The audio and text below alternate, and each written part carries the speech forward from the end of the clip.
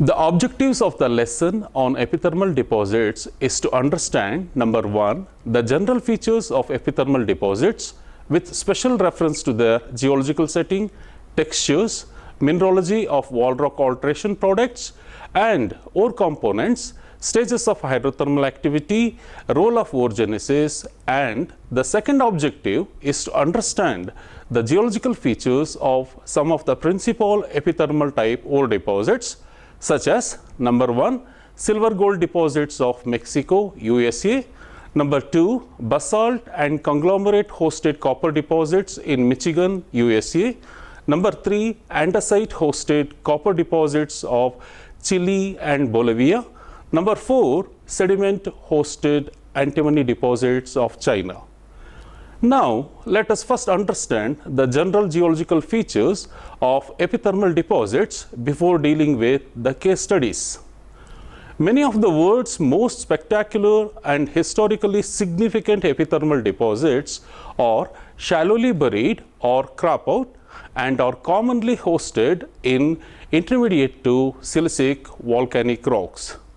Epithermal deposits are generally related to volcanic processes and to the emplacement, cooling, and consolidation of the volcanic rocks that contain them.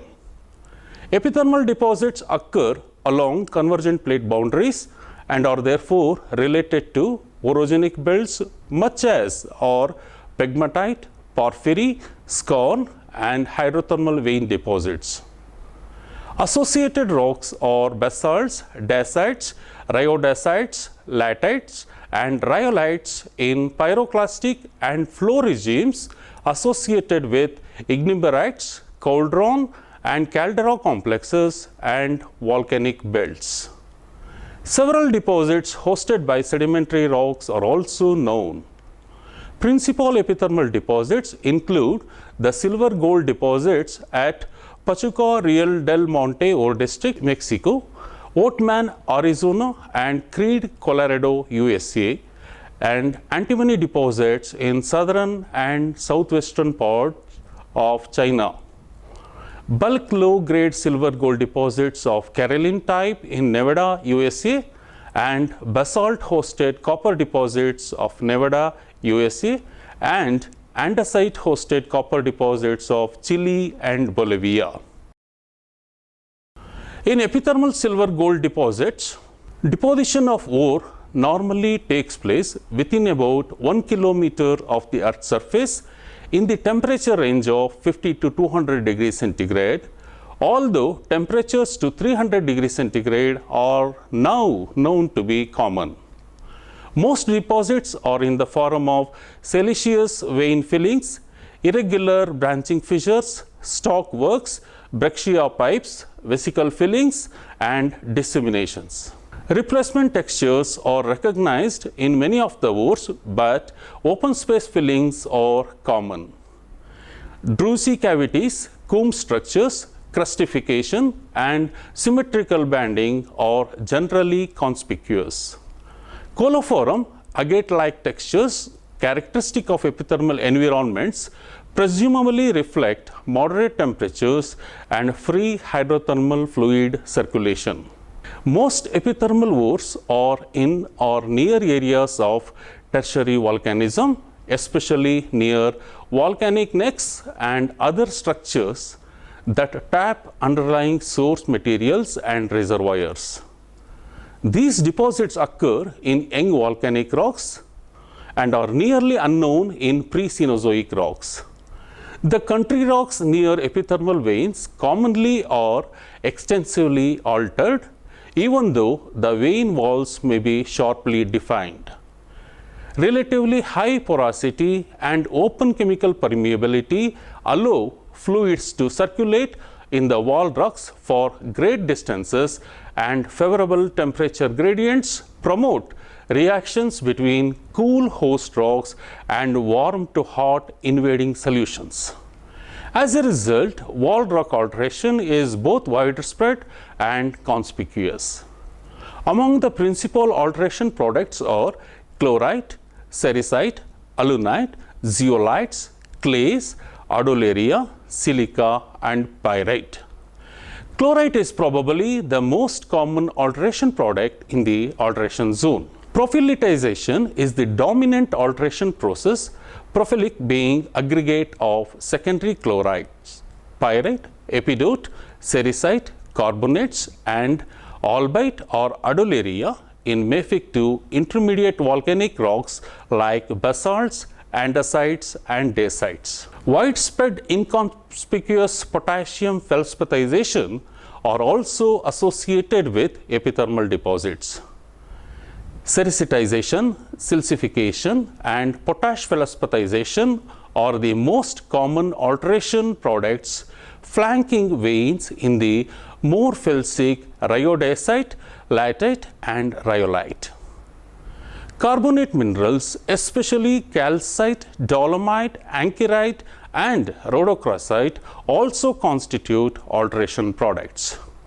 Furthermore, kaolin and montmorillonite clay minerals may be abundant and conspicuous, forming zones of different colors parallel to the walls of veins.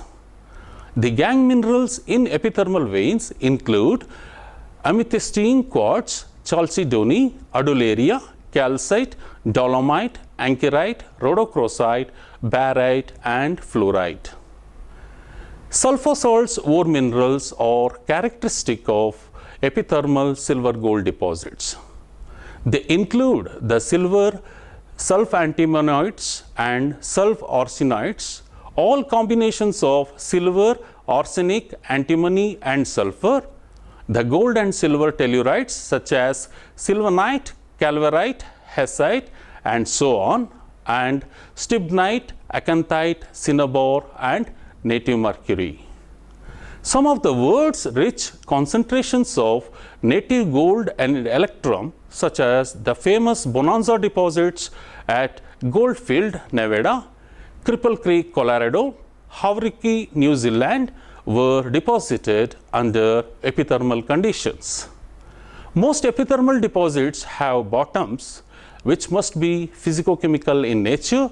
The structures and gangue mineral fillings such as quartz and carbonates continue downward, but ore values drop sharply below a given level, which may be related to a zone of boiling. In some deposits, however, typical epithermal mineralogies merge downward with galena, sphalerite, chalcopyrite, and other sulfides commonly found in mesothermal vein deposits. This interdigitation is found at Creed and Silverton in Colorado, at Pachuca, and elsewhere. It is not uncommon to find large, highly colored supergene gosons or iron oxide cappings covering epithermal ores. During weathering, the widespread pyrite in the altered wall rock is oxidized to limonite, goethite, and hematite. This mineral assemblage constitutes conspicuous guide to ore deposits. In epithermal deposits, silver and gold minerals are texturally younger than base metal deposits, with gold normally youngest. The veins close to the subvolcanic basement are base metal and silver rich, low in quartz and narrow, while veins of higher regions are gold rich, quartz rich, and wide. In minerals, fluid inclusion filling temperatures range from less than 100 to 330 degrees centigrade, with an average of about 250 degrees centigrade. Salinities of fluids in fluid inclusions are typically low at less than 2% NaCl equivalent. Low delta O18 values ranging between -16 and +4 per mil, and low D2H values varying from -90 to -140 per mil suggest dominance of meteoric fluids, but magmatic fluid input is discerned at several deposits. Epithermal deposits may be generated totally by circulation of meteoric fluids, even without a magmatic component. On the other hand, it cannot be controverted that in some epithermal ore districts, the base and precious metals are essentially derived by magmatic fluids with variable degrees of dilution, precipitation and redistribution influenced by concurrent or late incursions of meteoric water. It is certain that meteoric waters could hardly be excluded from the well-documented fault vein systems that intersected the surface at the time of epithermal activity. Now, let us take up some case studies to better understand the mode of occurrence of epithermal deposits. The first one is PACHUCA-REAL del Monte, Mexico. The famous Bonanza silver districts of Pachuca and Real del Monte in Mexico are typical epithermal deposits. They represent two ends of a single mineralized zone. The Sierra de Pachuca is made up of tertiary volcanic rocks overlying Cretaceous sedimentary rocks. Thick andesite flows and associated tuffs and breccias constitute the bulk of the older pre-tertiary subvolcanic basement. They are overlain by Oligocene-Pliocene rhyolites, dacites and local late basaltic flows which total about 200 meters in thickness. These volcanic rocks are cut by pre-mineral dikes of andesite, dacite and rhyolite. The most abundant rhyolitic dikes are the last phase of igneous activity before the ore-bearing fluids were introduced.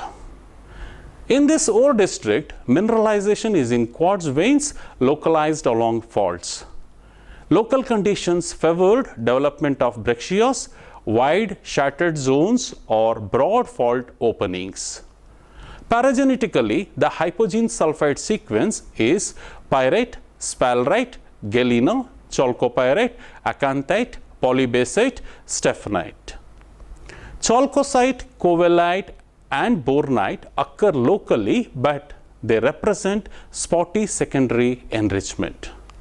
By far, the most abundant compound of silver is acanthite, a product of both hypogene and supergene processes. Other secondary minerals include native silver, silver chloride and bromides, malachite, azurite, anglesite and oxides of manganese and iron. Besides quartz, the veins contain calcite, dolomite, rhodochrosite, rhodonite, bustanite and barite. Prophylatization is the most widespread wall rock alteration and it affects extensive volumes of the volcanics. Phyllic alteration generally occurs at shallow levels. Individual mineable ore shoots in the veins seldom reach more than 1 kilometer in strike length. Vertical dimensions are generally shorter, with veins rarely extending more than 600 meters down. Some ore shoots occupy wide fault intersections, others are in open zones where the faults changed altitude or formed branches, loop structures and feathered joints. Veins average 1 to 2 meters wide with essentially no wall rock disseminations. The evidence for shallow, low temperature deposition of ore minerals is abundant. Repeated seismic movements along the east-west and north-south trending faults in the ore district caused multiple repeated brecciation of early quartz, allowing later quartz adularia and ore minerals to enter. Banded veins, works and replacement textures are all common. Some of the quartz is even chalcedonic, indicating possible deposition at low temperature and colloidal size ranges. At depth, the veins branch, the quartz content diminishes and the ore values decrease abruptly. According to Gaine et al., the zone of ore deposition was between 300 and 1000 meters below the original ground surface. Mineralization appears related to an underlying magmatic source expressed at the surface as rhyolite dikes and some stalks or plugs. Oxidation and supergene leaching appear to have removed ore minerals from the upper parts of veins that reach the present surface. Much of the silver that was dissolved from the zone of oxidation was reprecipitated beneath the water table. This supergene enriched zone has accounted for some of the most valuable ore in the district. Another district that serves to illustrate epithermal deposit characteristics is the area around the town of Oatman in northwestern Arizona. The Oatman area consists of 2 km thick mid-tertiary subsilicic to silicic volcanic rocks on Precambrian schists and gneisses. The volcanic rocks were traversed by a swarm of normal northwest-southeast trending faults with vertical displacements as great as 100 to 200 meters. Ore veins are confined to faults, especially where fault blocks moved laterally. In ores, visible particles of gold-rich electrum with gold to silver proportion 80 to 20 compositions are common. Gold-rich electrum is the principal ore mineral. Negligible chalcopyrite, pyrite and marcasite have been found, and supergene, wolfenite and iron and manganese oxides are encountered. Gangue minerals include quartz, adularia, calcite and minor fluorite and gypsum. 5 successive stages of mineralization can be correlated throughout the district. Some veins show all 5 stages of mineralization, others record only those stages of deposition during which they were open. Ores of 4th stage carry high-grade ores. Wide zones of quartz-sericitic phyllic alteration flank veins only where they are mineralized. The fluid inclusions indicate mineralization temperatures ranging from 200 to 240 degrees centigrade. The third important epithermal deposit is Creed in Colorado. The Creed ore district is located in central San Juan Mountains of southwestern Colorado. The rocks of the area are all of volcanic origin. All are of rhyolitic to lateritic in composition. In the area, subsidence took place after most of the eruptions and resulted in the formation of calderas. In the ore district, 4 calderas have been recognized. They are La Garita, San Luis, Bachelor and Creed. In Creed caldera, the ore is essentially restricted to veins and fractures. The principal veins fill fissures along normal faults. Only the equity fault in the northern part of the district is a reverse fault. Ore-bearing veins contain classic open space fillings of both coarsely crystalline and chalcedonic coliform banded quartz, amethyst, adularia and carbonate gangue minerals with acanthite, native silver and minor sulfur salts. Green quartz is present as elsewhere in epithermal deposits. The ores are locally so rich so as to warrant fully the use of the term bonanza. In the ore district, amethyst vein system has produced most of the ore. Most productions at present comes from the bulldog veins. Both veins show evidence of extensive and repeated brecciation and rehealing during vein deposition. The veins are cut by many fractures that formed after ore deposition and are characterized by slickened sides and granulated rock and ore. The main amethyst vein is largely a mineralized fault breccia, fragments of silicified country rocks set in a matrix of clay, chlorite, amethystine and white quartz and sulfide minerals. Width of the veins range from 1 meter to more than 10 meter. Barite is present in all ores from the amethyst vein system. The ores contain about 3 ppm of gold. Additional minerals in the ore are galena, acanthite, stephanite, sphalerite, pyrite, marcasite, chalcopyrite, and their oxidation products ceraugarite, native silver, anzlosite, cerussite, smithsonite, jarosite, malachite, chrysocolla, limonite, and manganese oxides. Gangue minerals include white and amethystine quartz, calcite, barite, and fluorite with minor rhodochrosite, hematite, siderite, and calcite. Part of the ore is thought to have been deposited in open spaces and part by replacement of the walls. Wall rocks generally are silicified and sericite has been identified. The Delamar silver deposit in Idaho, the Sam Goosley silver copper antimony gold deposit in British Columbia, the Candelaria and Rochester silver deposits in Nevada, the Waterloo deposit in Southern California, the Hog Haven deposit in Montana, and the Herschel deposit in Arizona are considered as examples of bulk dispersed low-grade silver gold deposits of epithermal origin.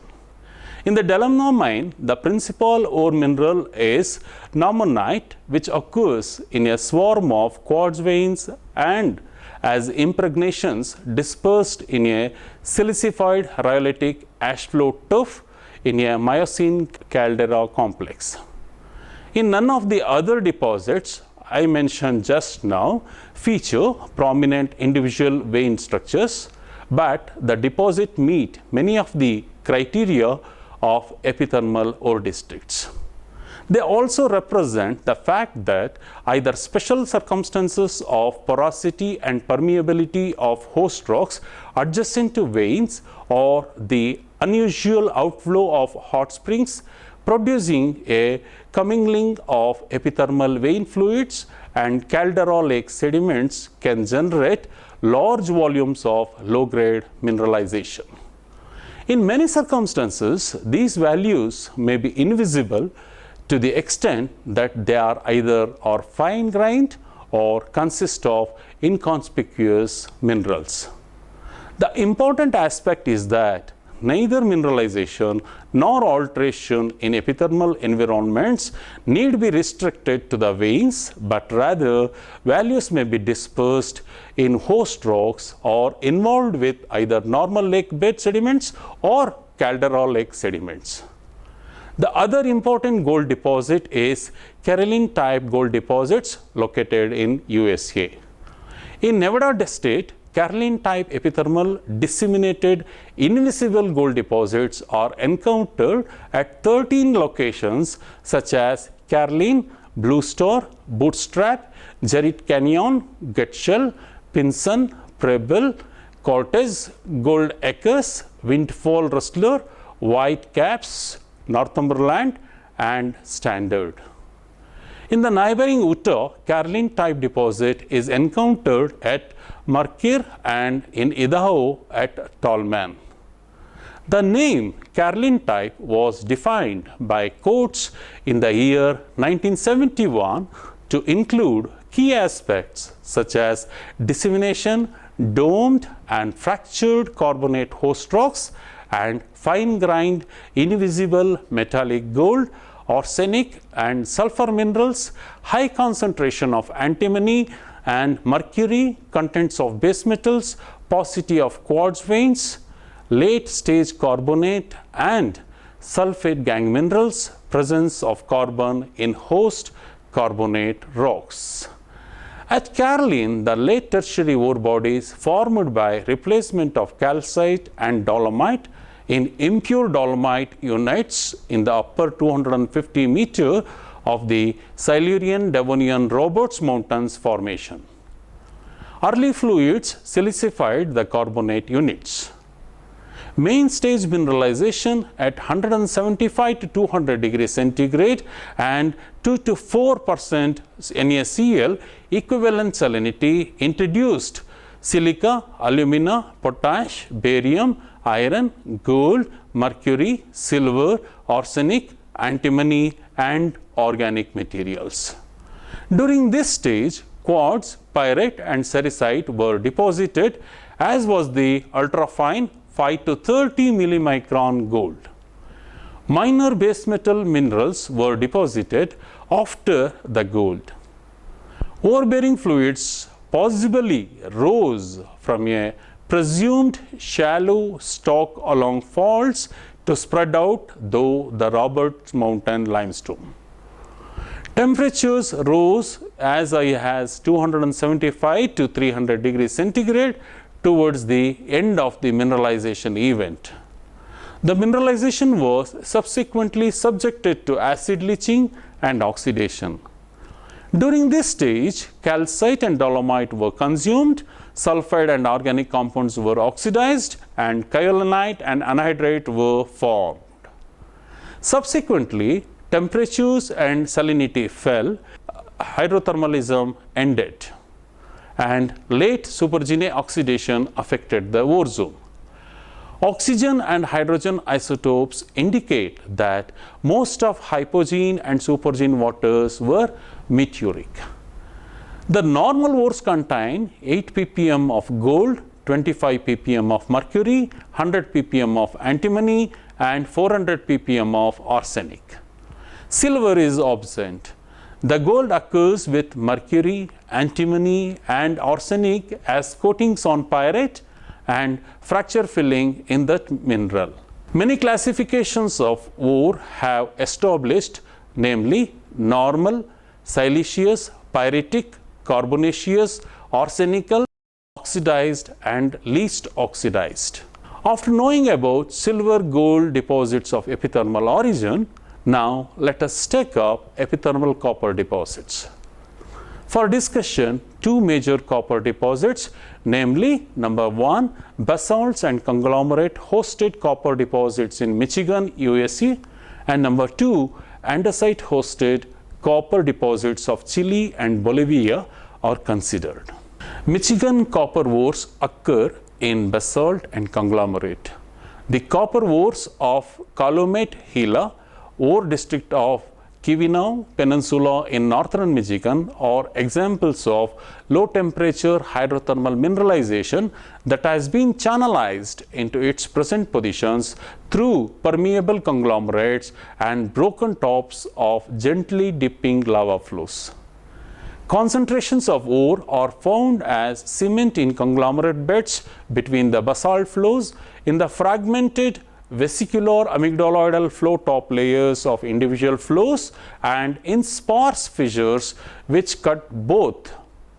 These sites were favorable for ore deposition because of extremely high permeabilities. The ores are therefore essentially tabular and strata-bound. The basalts of late Proterozoic age are continental tholeolytic basalts that poured out in a basin that was also receiving the conglomerate sediments. The resulting 2 to 3 kilometer thick pile of 1 to 200 meter thick basalt flows with about 3% interleaved conglomerate is called the Portage Lake series.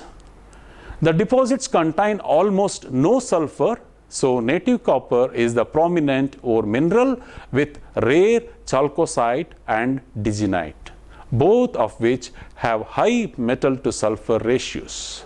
Native sulfur is commonly associated with native silver and metallic nuggets which contain both native copper and silver. The native copper deposits are associated with albitized wall rock and amygdule fillings of calcite, chlorite, epidote, quartz, prahanite, pumpellite, and zeolite. Open space filling vastly predominates over replacement, and mineralogy, struct textures, and absence of alteration indicates extremely low pressures and temperatures, perhaps less than 100 degrees centigrade. White presented field and laboratory data in support of the argument that metamorphism of lavas at depth altered the basalt to pumpelite, epidote, prahnite, chlorite, and released copper and other chemical constituents. Low temperature fluids carried the copper up dip along zones of high permeability to fill open spaces at near surface levels. Manto andesite copper deposits of Peru, Chile may be related to Michigan copper deposits. These manto copper deposits are stratiform and stratabound, tens of meters thick, and they extend for kilometers along strike. Andesitic, dacitic, and latitic flow tops, breccias, and ignimbrites are preferred hosts. Since porosity and permeability decrease downward, so also does copper grade. Deposits typically have sharp hanging walls and gradational footwalls. Gangue minerals and alteration are rare.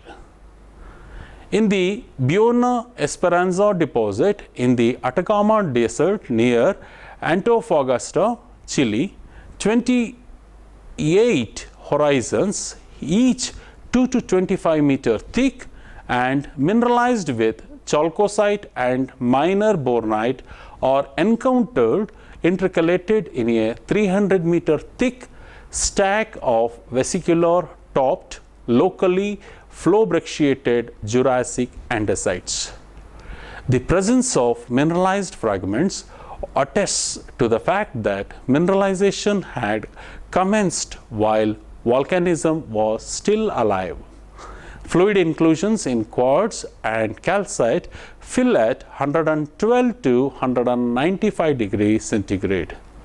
In the andesite copper deposits of Chile and Peru, ore components occur usually as veins, veinlets, vesicle, and amygdale filling blebs and disseminations of native copper, native silver, chalcocite, bornite, and rare chalcopyrite. Similar deposits are reported in andesites near Arivaca, Arizona. I would like to end my lesson on epithermal deposits with a brief description on Chinese antimony deposits. The world's principal resources and reserves of antimony lie in the southern and southwestern parts of China in the provinces of Hunan, Guizhou, Guangxi, Guangdong, and Yunnan. The other most productive antimony source is the stibnite-rich submarine volcanogenic massive sulfide deposits of Murchison Greenstone Belt of northeastern Transvaal, South Africa. In China, antimony deposits lie in three crudely defined east-west belts associated with Mesozoic plutonic rocks, principally granodiorites and quartz diorites. The northern belt extending from northeastern Guizhou through northern Hunan is the richest. The southern belt, which extends from southern Yunnan to central Guangxi, is less productive. The central belt follows a mountain range along the Guizhou, Guangxi, and Hunan Guangdong borders. Hunan, the chief source, contain rich deposits. It is to be noted that the Chinese antimony deposits are atypical of epithermal deposits in general, in that they all occur in sedimentary rocks, but their epithermal characteristics has been recognized and reported as early as 1933 by Lindgren, who listed the Chinese antimony deposits as an example of epithermal deposits in his voluminous publication on mineral deposits. The antimony deposits of China occur as veins in shales, slates, sandstones, and quartzites, and there are replacement lodes in limestone and dolomites. These host rocks range in age from Precambrian to Mesozoic. The Chinese antimony deposits are similar in many respects to epithermal Senator antimony deposit of Turkey. There are two principal kinds of antimony deposits in this extensive region: stibnite quartzite veins in clastic host rocks and stibnite galena arsenopyrite replacement deposits in carbonate rocks. Although the most productive mines include replacement type ores, the dominant ore is stibnite quartz open space filling. Stibnite is easily recognized by its striated lath-like prismatic form. The veins are restricted to zones of shearing or brecciation. The slates faulted to favor continuous veins and the quartzites shattered to favor stockwork deposits. Few of the veins are uniform in their content of stibnite, which occurs sporadically in pockets or bunches. Quartz, which forms crystalline works in many places, is generally the only gangue mineral. Cinnabar and pyrite are found in some of the stibnite veins in subordinate amounts. The average vein is about half a meter wide. Stibnite quartz ore ranges from 6 to 25% stibnite. Replacement deposits in carbonate country rocks form irregular pods with associated galena, arsenopyrite and pyrite.